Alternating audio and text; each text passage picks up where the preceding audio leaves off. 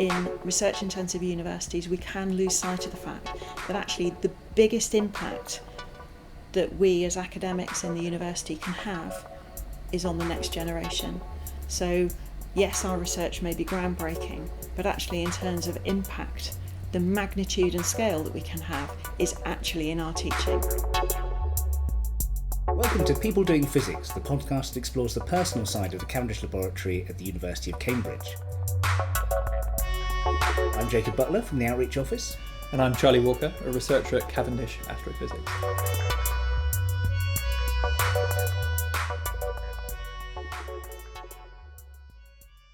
We're joined by Dr. Lisa Jardine-Wright, OBE, Director of Isaac Physics, Director of Studies for Physics at Churchill College, and Vice President for Education and Skills at the Institute of Physics. An astrophysicist by training, Lisa studied natural sciences and for a master's degree in physics at Trinity College here in Cambridge, before completing her PhD at the Institute of Astronomy just over the road from us here at the Cavendish.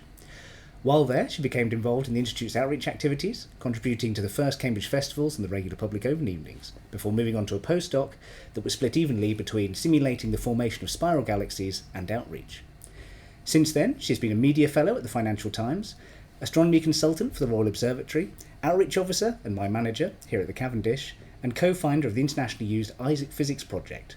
Her work to support outreach and education has been widely recognised. Lisa has won numerous awards, culminating in an OBE for services to education in 2022. In this episode, we'll talk to her about her route through science, the valuable perspective that comes from seeing your work through non-specialist eyes, and the importance of making her teachers work late. Stay with us.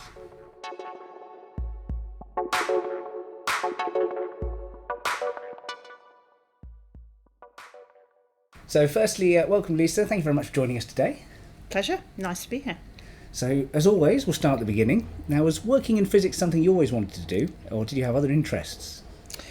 So physics was not my original objective. So I started out when I was quite young, 8 or 9, wanting to be the first female fighter pilot. I then unfortunately found that I had to wear glasses, which in those days pilots, certainly fighter pilots, weren't able to do. And so I was a bit unsure what I wanted to do, and it was suggested to me by a neighbour and a friend, that veterinary medicine might be the direction of travel for me, particularly because I enjoyed working with animals and being around animals. So that then became my focus right up until the point at which I was applying for universities. So as is required by a veterinary medicine degree, you do lots of work experience, and it was during that period that it became apparent that I had a physiological reaction to seeing blood, which I had literally no control over. And so once again, my plan teetered on the brink. I thought maybe I could get over that fainting at the sight of blood. Turned out, ultimately, I have, but not in a sensible timescale. So it was at that point that I decided, when I applied to university, I wasn't sure, was it going to be chemistry, was it going to be physics? My real love at that time was mathematics, but for whatever reason, I wanted to keep that as a side passion, and actually decided to apply for physics or chemistry, but that's where Cambridge was a real bonus, because I could apply for natural sciences, experience both of those subjects at university before actually making a decision on how to specialise. So I applied to Cambridge as well as other universities in a mixture of chemistry and physics. Fortunately, was offered a place by Trinity, and the rest, as they say, is history. Although it was still undecided till the end of my first year, that's where I made the decision that physics was for me. And you mentioned in an earlier chat that you came up from a state school in the northwest, and you had very dedicated teachers. Would you say how would you say this sort of helped shape your path? I did wonder about the teachers working late thing. Yes, no, that's not what I do now. I hasten to add, I don't make teachers work late. Yeah, so I was really fortunate. I'm the first person in my family to have gone to university, and the only person actually in my close family to have gone to university. And so I was very fortunate that teachers saw my work ethic and were keen to enable me to do more if that's what I wanted to do.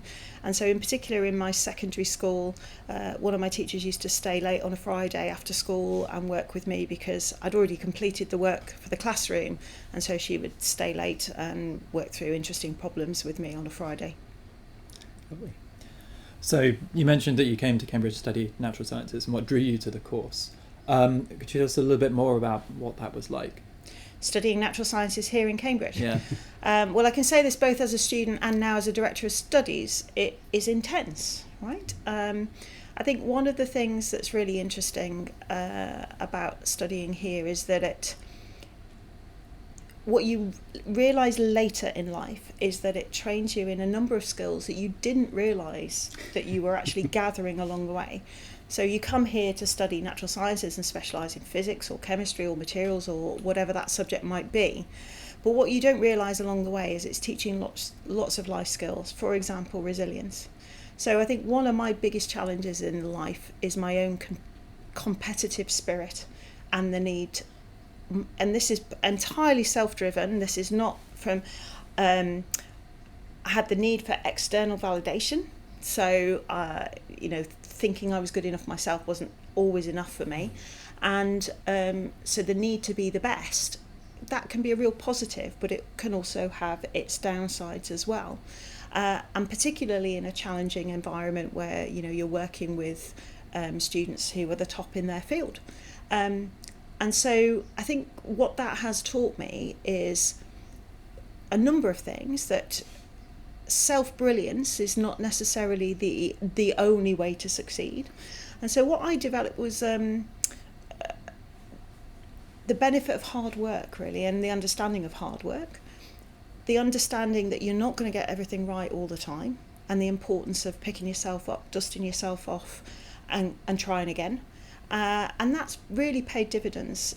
It's natural in research, right? You can't do research. If you knew what the answer to the problem was, it wouldn't be research. So you've got to understand that you're going to get something wrong, and that's okay, and you've got to move on.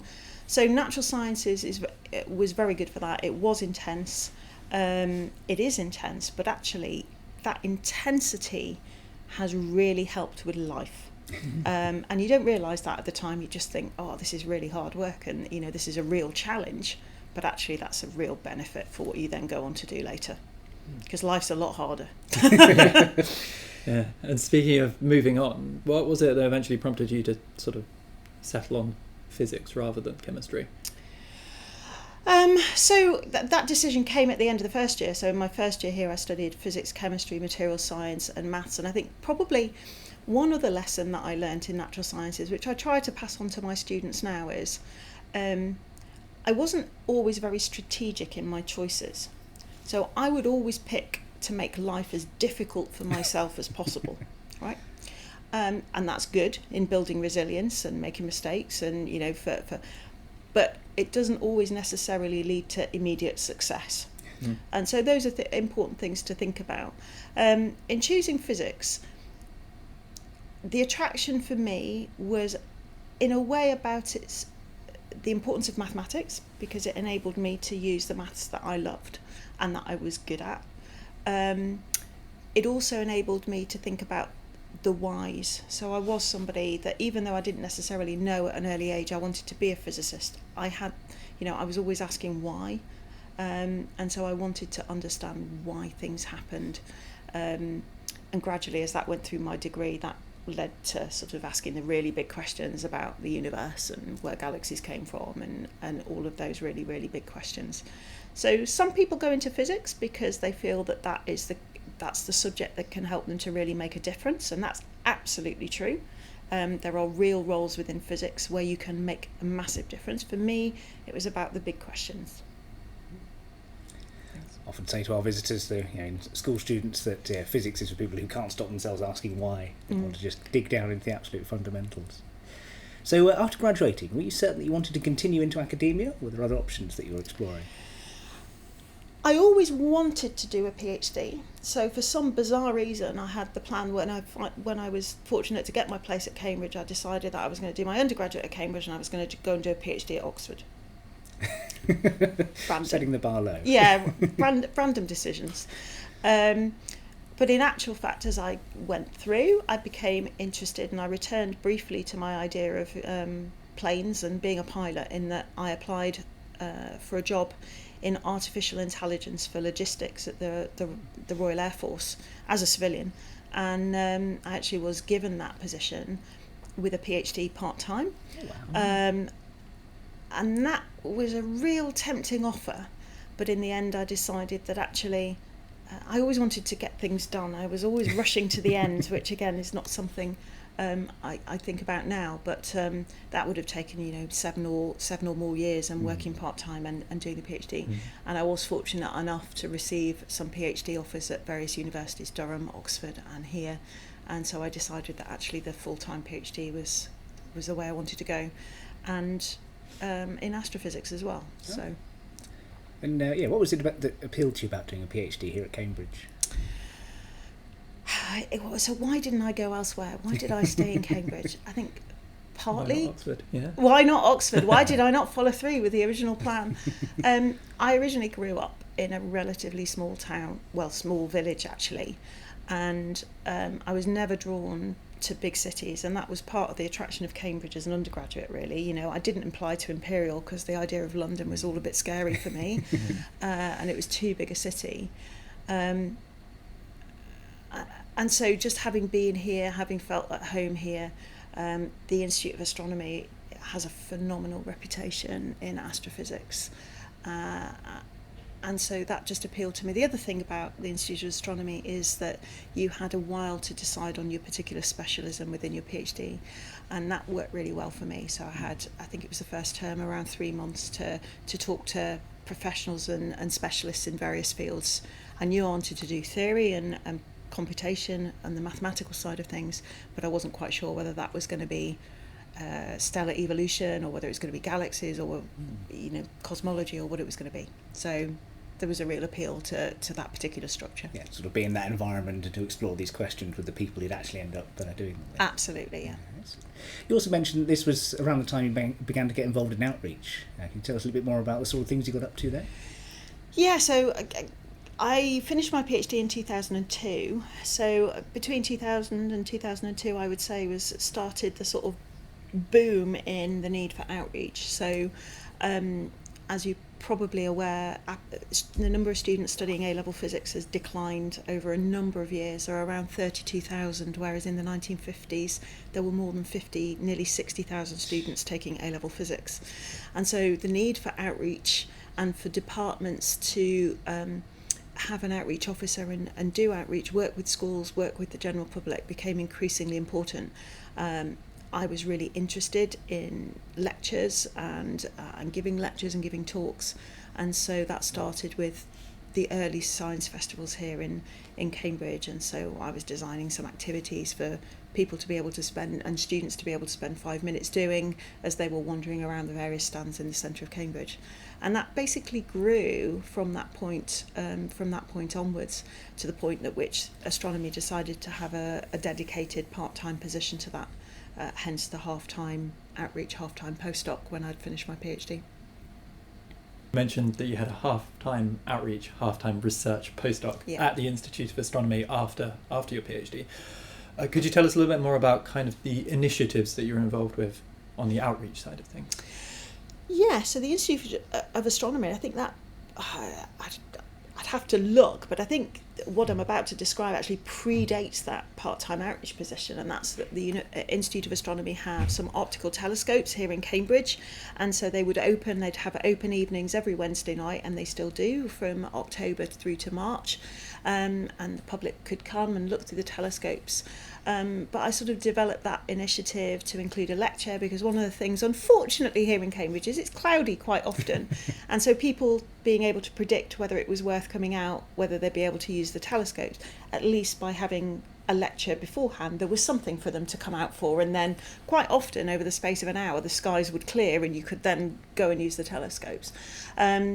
Gradually, the open days in Cambridge expanded so that the departments were opening and people were coming out. So then it was about designing, okay, what do people see and do, and sort of corralling a team of volunteers, of PhD students and postdocs to talk about their research and show people around the department.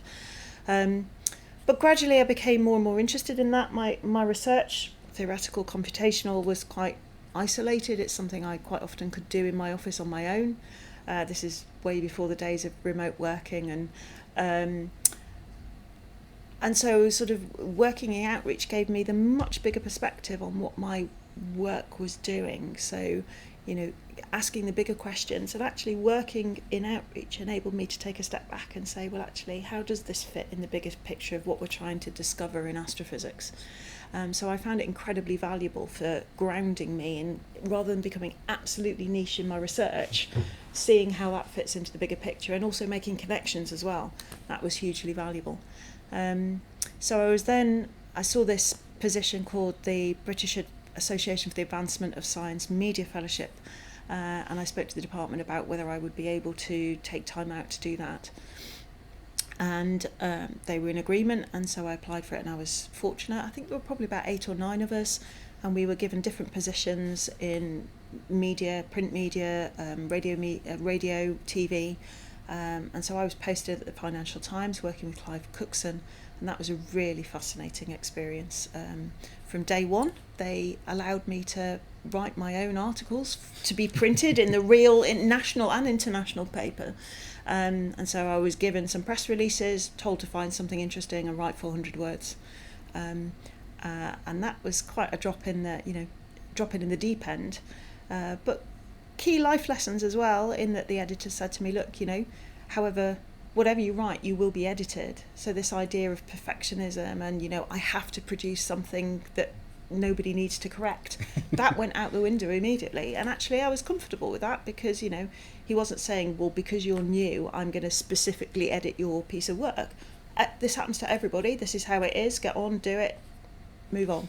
And so I was then able to write feature articles, had a column briefly in the paper as well, and that then featured in the work that I did when I came back, in the way I thought about writing, the way about identifying key messages for your audience, whether they are the research audience or whether they're the public audience or whether they're teachers or students.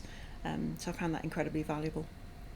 Yeah, in our last episode with Simone, she talked a lot about the idea of being able to sell your idea to someone, the sort of elevator pitch, and to communicate that to someone who's got perhaps 5 minutes to listen to you throughout.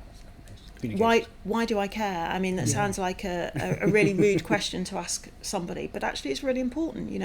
Why is this important to me, and why might it be important in the future? And I think as scientists we have a responsibility to explain that, and sometimes the answer is because actually it is blue sky thinking, but we don't necessarily know what this is going to produce down the line, and this is an important part of that evolution. Exposing lots of different people to that idea helps it evolve and go further. Absolutely, and that's why diversity is really important in terms of the ideas that contribute.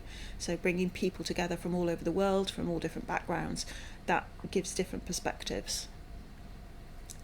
Now, following on from your postdoc, you went to work at the Royal Observatory in Greenwich. Could you tell us more about the job you applied for and what you actually ended up doing there?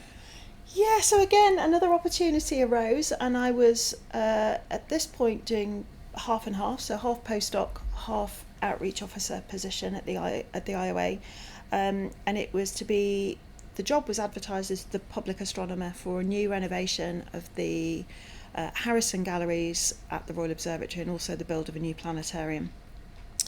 And so I applied for that position, the idea being that I would try to negotiate, it wasn't a full-time role, but try to negotiate a half-time role retaining my postdoc, because they were keen that this was an active researcher that was in this role, to make sure that the galleries were reflecting current research rather than just historical ideas, so that I would then swap that out for part-time outreach position.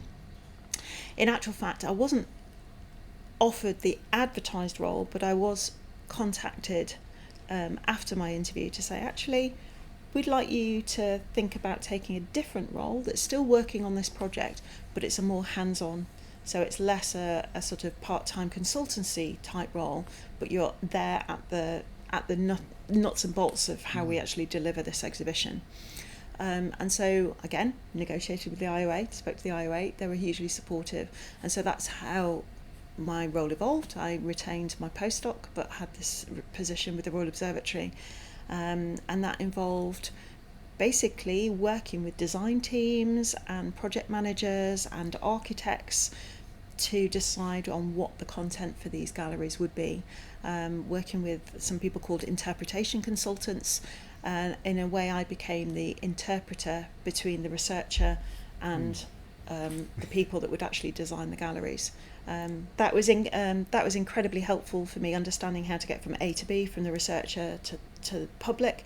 One of the challenges about an exhibition is that you have a massive range of audience, right? You've got primary school children, you've got amateur astronomers, you've got professional astronomers coming into those galleries, and so you've got to make sure that addresses all the needs and answers all of the questions that those varied people want to ask when they're visiting. So again, incredibly useful for what I would go on to do in the future with diverse audiences. And presumably the sort of people who are working with these sort of interpretation consultants and like weren't astrophysics or astronomy specialists at all. They were, No, absolutely. So the interpretation consultants were people who were extremely experienced in distilling key messages, but didn't have specialist science experience. They had specialist expertise in other fields on the arts and humanities side, but not on the science. Now, you mentioned earlier that you found your postdoc could be quite isolating. I mean, how did that contrast with the sort of stuff you got up to in Greenwich and the related work there? Complete diametric opposite. I mean, I have to say in research, there's a whole range of possibilities in research, right? There are huge collaborations, particularly in particle physics, and where you're working on big telescopes, where you are working with lots and lots of people across the world. So it doesn't have to be, I would hate for people to think that research is an isolating experience. It's not, there's a huge, and I think that again is an important part of your decision making, right? You look at the opportunities available and decide what you think suits you. So it was something where I could spend all day in my office coding, finding bugs, fixing the bugs, and then breaking the code again to find the next bug. I mean, that's what coding is. But working in outreach, as I say, gave me that complete and utter contrast of working with other people. And I was supervising at the time, so I was working with small groups of undergraduates, teaching them about the ideas and the fundamental concepts that you learn in the early undergraduate years. And so that engagement was really important. I think it is really important for researchers in general because it gives you that bigger picture. It keeps you grounded on where you are, actually. So how would you say some of the skills and techniques that you've picked up outside of university you've brought back and applied to the full-time job that you came to here at Cambridge? Well, my role now, so I evolved from that part-time position in outreach and research into a full-time position here at the Cavendish laboratory as the educational outreach officer then. So that role was very much focused on schools, students and teachers. At astronomy it was a mixture, and I actually brought more schoolwork into that role rather than just public engagement. So this role was specifically about educational outreach with the remit and the aim of encouraging more students to go on and study physics at the next stage of their career. So in particular A-levels, for example, but then encouraging them to go on and apply to physics at university. And outreach here at the Cavendish is not just about recruitment to Cambridge. Fundamentally, that is not what we do. We're keen to help students to aspire to physics more broadly and other scientific disciplines. So how did the skills help? Well, fundamentally, I think, throughout my undergraduate, throughout my PhD, and throughout the work that I did through the newspaper and through the Royal Observatory, it helped me understand why people don't understand, I think. So there are some physicists who are instinctively brilliant. I don't feel I was ever instinctively brilliant. But what that enabled me to do was to ask why. It takes a while to build the confidence to do that. So while you are around instinctively brilliant people, and sometimes people who just ooze confidence. They may not feel that on the inside, and quite often that's the case, but they ooze confidence. Having the confidence yourself to say, actually, I don't really understand what you're telling me. And I did feel that outreach gave me that opportunity, because I could always say, right, as an outreach officer, pretend I'm a 16-year-old and explain your story to me. And what that enabled me to do was to work with researchers based on the experience that I'd had at the Financial Times, where I'd get all sorts of people that I had to interview that I had no expertise, clinical medicine, etc. I was able to say, well, can you explain why that is? And it gave me the confidence to have a facade, if you like, where I could say, actually, I haven't got a clue what you're talking about. Can you make it? Don't dumb it down. That's not what I'm asking you to do. Can you explain it in a few more steps? And I would always encourage people to do that. I mean, there is fundamentally no such thing as a stupid question, but developing the confidence to be able to ask those questions is something that my career has enabled me to do. That's fantastic. It's always good to be able to ask why. Mm-hmm. And in terms of making your own research more accessible to people, have you found that your time in the media has changed your approach to, say, academic writing, to getting your ideas out there? It's made me more self-critical of my own writing. It's also made me more critical of others' writing as well. So in our sort of pre-discussion, I talked about scientific papers and how I feel that actually they are sometimes necessarily focused on a very specific audience. But what I did do in one of the previous roles was actually work with researchers to then develop press releases to explain that. But I do think that research papers would benefit from reaching a wider audience where it's possible to do so by explaining things more clearly. So, for example, when you are writing a 300, 400 word article for the newspaper, you have maybe 2 sentences of a paragraph to explain who, what, why, where, how, and what the future holds. You know, you've got to get that in maybe 20 words. And so that's really helped me with presentations, it's helped me with writing, it's helped me with teaching, because it always enables you to come back and think, okay, what are the key messages that I need to get across in 50 minutes, which is the length of the lectures that we have here. And on one side of things is putting your work out there for the world to see, and on the other side is bringing people in to allow them to see it at work. And so in our previous chat, and earlier on in this, you mentioned some of the open days and the Cambridge physics experience. We were wondering if you could say a little bit more about bringing people in. Yeah, I think when outreach first started, and there were real challenges to bringing people in for schools and for teachers. There's a lot of admin that they have to do, quite rightly, in order to make sure that students are appropriately safeguarded and health and safety, etc. And just the logistics of taking them out of a class, taking them somewhere else. However, in designing the programmes here at the Cavendish during my time, the cost-benefit analysis of that was huge in terms of the benefit of bringing them here to the department, so and to Cambridge. So one of the real challenges, and there's some research that's been done in London with the Institute of Education and Louise Archer's group, that shows that actually one of the real thresholds or hurdles, if you like, for people going on to either university or to studying in particular physics is the fact that they think it's really important, they think the ideas are really interesting, but they can't see themselves in that role. So the value of bringing them in to show the huge range and variety of people that are doing this kind of work, the different roles that you can have in that kind of environment. I think one of the real positives of what we do here at the Cavendish is we have apprenticeships, we have technicians, there's a whole range. You don't have to just be an academic to do physics and to be, part of those really important discoveries. So I think there's huge value to bringing people into the actual environment so that they can see that it is for them, and particularly in Cambridge for dispelling the myths of what a Cambridge academic looks like and what a student at a Cambridge college looks like. Should add for the record that Lisa's not wearing any tweed at all. No. So. No. Or white coats, or safety glasses. No, I think it's incredibly important. I mean, the sort of whole benefit of forest schools, which you've explained recently, is that you're taking kids into a new environment, and that just alone has huge benefits. And as you say, they sort of bring them in, showing them what the place is actually like, has incredible benefits as well. And if you're curious about roles like the technicians and the apprentices, in previous episodes we have of this podcast have spoken to those, so you can hear in their own words what they get up to here at the department. Now, you mentioned that whilst you were sort of working outreach, the problems with recruiting specialist physics teachers were becoming more pronounced. Can you talk a little bit about how this influenced the development of the Isaac Physics Project? Absolutely. So when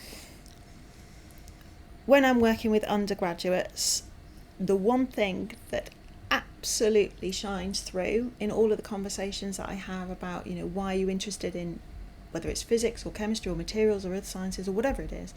The one fundamental influential factor that is consistent across the piece is the teachers that they've had. I've already said that was true for me, right? I had teachers that went above and beyond because I showed enthusiasm and an interest in the subject. And that is absolutely what I see when I speak to any of the students here in Cambridge and at other universities as well. So there is a real challenge at the moment for physics in particular, but other subjects like computer science and mathematics see this as well, that we have a real problem in recruiting and retaining specialist physics teachers in school. And there's I think there are a number of reasons as to why that is. And I think this spans from primary education all the way through to higher education, is that the value of teaching is undervalued. And in society, particularly for the STEM subjects, in certain spheres, education is undervalued as well. So how do we fix that? It's a real problem, right? There are long-term, you can think about long-term strategies to turn the corner and increase the number of physics teachers, increase the number of computer science teachers, etc. But what do you do in the meantime? So Professor Mark Warner and I co-founded the project called Eyes at Physics in 2013 through a grant from the government and at the time the Education Minister Michael Gove, to provide a resource specifically to give access and equality of provision to students irrespective of their geography, their location, their socio-economic status, their background, etc. And so the idea of that was, and again, we have to remember this is many years pre-COVID, if we can remember before that. And so, online was relatively new at the time, to give them access for students who hadn't necessarily got access to subject specialisms, and to provide them both resources, so questions online for them to have a go in their own time, but also experienced teachers that they got access to, so if they were stuck on a problem they could contact us and we would answer those questions. So the Eyes at Physics project was founded to have both an online resource, educational material to supplement the work that teachers were doing and in the classroom, but also to have that in-person event, because as we've discussed, we knew that was a really important part of what we did, to bring students that had similar interests together, but also to meet with people in research to see that it could be a career for them. And one of the really interesting things that goes forward with Eyes at Physics is that students being able to interact with peers and see that they might be the only person in their school that's really interested in physics, and connecting them with other students of the same age, number one, for peer group learning, but number two, to see what the future might be, and to talk with other people of the same age is really important.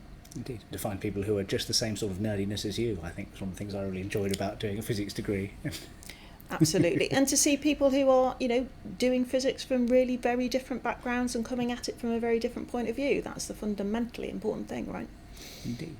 And so you talked a bit about the benefits for students there. What about teachers? Is there anything to help them through Eyes at Physics? Yeah, so we started out with a student focus because we number one knew that teachers had a very, very heavy workload, and number two, we wanted to give access to the students, but in reality, of course, sometimes students need some help with motivation and drive, let's put it that way, and we knew therefore that teachers were the key to that, so encouraging more students to access this resource. But the one mission that we absolutely had is that anything that we provide would not increase teacher workload, but actually would reduce it, so that we could help with the retention of teachers in schools. And so what we developed Eyes at Physics to be was to have teacher resources to provide subject knowledge support for teachers, and in particular for non-specialists, and absolutely to enable them to automatically set work on the platform in the lowest number of clicks. So I think you can do it in 3 clicks. If it's more than that, we're doing it wrong. and that the system would automatically mark and return a mark book to that teacher, not to replace them, absolutely not, but to enable them, if we return the class mark book with what each student had done and an average for the class, so that they could identify concepts that perhaps the class as a whole hadn't quite grasped, they could then focus their time on what they do best, which is identifying the needs of their students and addressing that in the classroom, rather than spending all of their time marking homework and trying to collect that information themselves. Getting the bigger picture for their class. Absolutely, yeah. So being more effective with their time, and I suppose at the lowest level, reducing the admin that they have to do. It's fantastic. And it led into another initiative, STEM Smart, is that right? That's right. So Isaac Physics now has had more than 150 million question attempts. So in the last year, that's actually been 50 million, so 50 million question attempts on the site. We have more than 9,000 teachers registered and using Isaac Physics at the moment. So that has, we're delighted with that, and we're keen to continue to work and improve our service as much as we possibly can. But going back to the students, one of the things that we were aware of as well is that there's still that access to specialist tuition aspect of it. And the key aim of our project was to provide an equality of provision. So in terms of access to research-intensive universities, entry grades are quite high, and so we wanted to raise attainment to allow students that aspire to those top universities to actually make their offer. And we also wanted to enable students to aspire to those universities.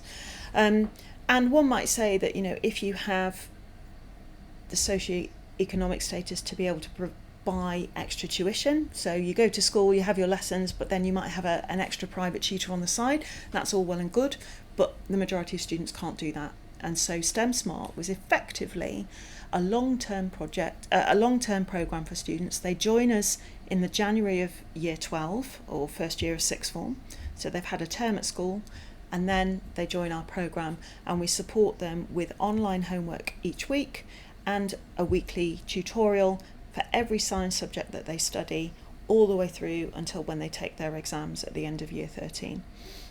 So the subjects that we support now, as of 2024, are maths, further maths, physics, chemistry, biology and computer science.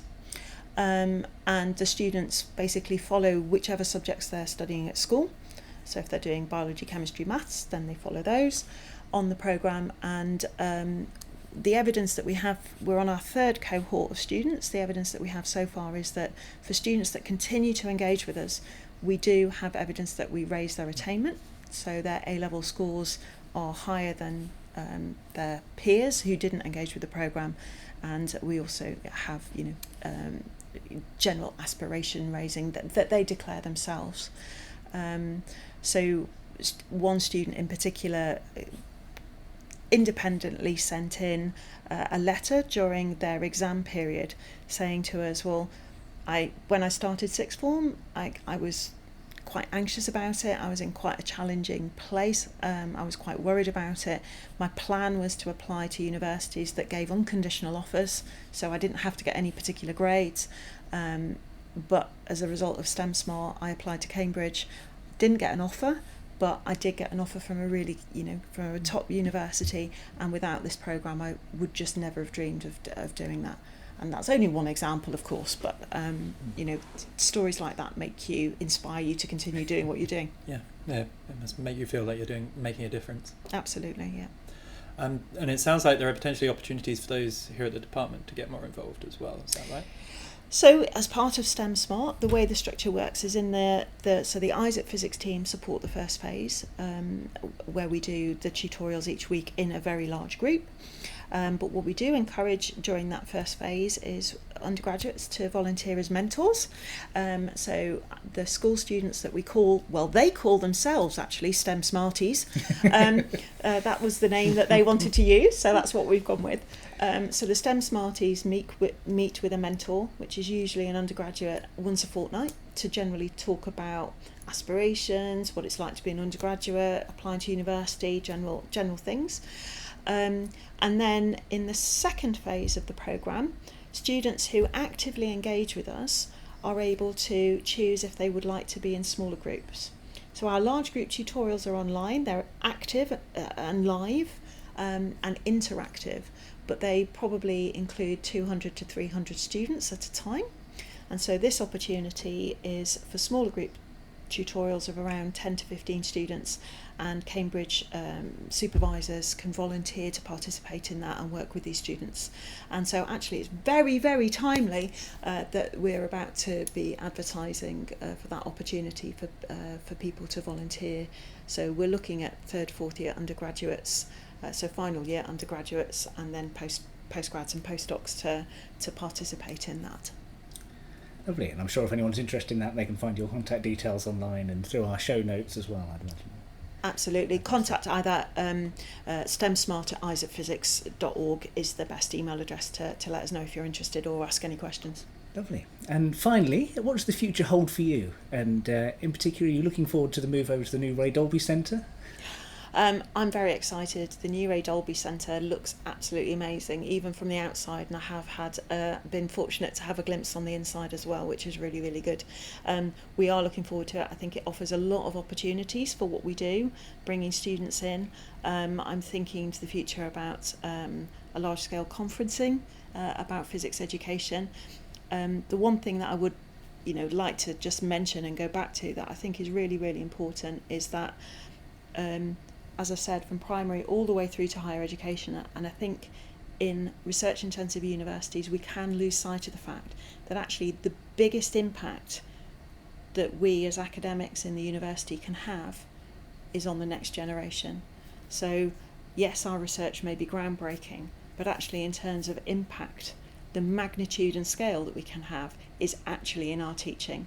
And therefore the value of what we're going to do in that building in educating undergraduates, school students, working with teachers, bringing in the general public, has huge potential, and I hope that going forwards that value of the education offer that we have really comes to the fore. Lovely. Well, thank you very much for your time today. Pleasure. Thank you for having me. That's quite right. Thank you, Lisa, for joining us today. As always, if you would like to learn more about what we discussed in this episode, and more generally about our work at Cavendish Laboratory, please have a look at the show notes or go to our website, www.phi.cam.ac.uk. If you have any questions you would like to ask of our physicists, head to social media and tag us with the hashtag #PeopleDoingPhysics. This episode was recorded and edited by Chris Brock. Thank you for listening to People Doing Physics. We'll be back next month.